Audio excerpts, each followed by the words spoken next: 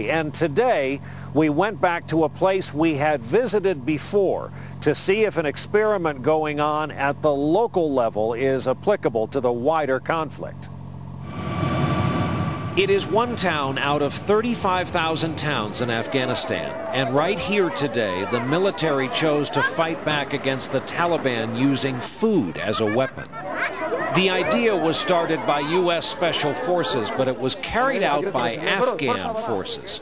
It's called an HA mission for humanitarian assistance in a small town that could use some humanity, in a place with a lot of guns out in the open and people under wraps.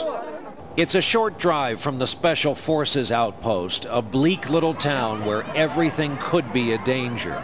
You see beautiful children with dirty faces and thousand-yard stares. Adults who have survived wars and cheated death and lived longer than the average life expectancy of 44 years.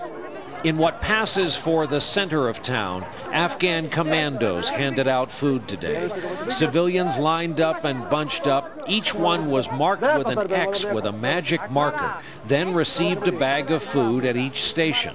All of it under the watchful eye of a lot of firepower, just in case it all went south. But it didn't. It stayed calm, and that's a change over last year.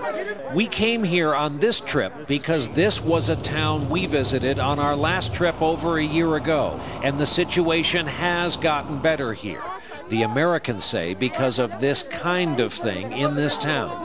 A small urban area, no more than 1 or 2 streets wide. This is being supervised by the Americans, but it's being run by Afghan commandos. Everyone in this line gets a pamphlet or a poster saying, in effect, these are your neighbors. These are the people who live in this area, handing out humanitarian assistance. It all goes back to that Vietnam-era slogan, winning hearts and minds, or at least in this case trying to.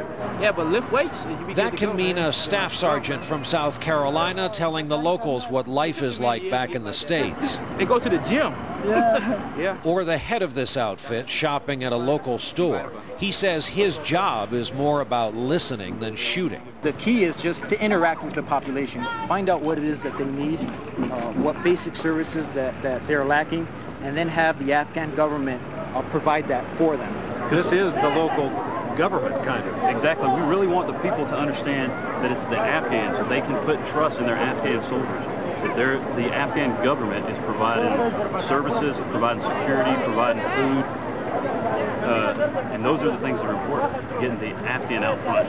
So the Americans have backed further and further away. It's kind of a metaphor for getting them to do more of the fight as well. We want to work ourselves out of a job.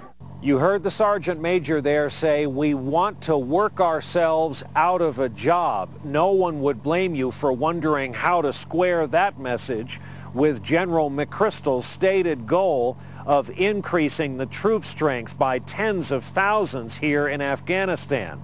The Sergeant Major quickly added that first what's needed is security to lock down some of these cities and towns and make way for the Afghans to control more of their destiny. We'll have more of our coverage from this region when we see you here tomorrow night. For now, Ann, back to you in the studio in New York. Brian Williams reporting from Afghanistan tonight.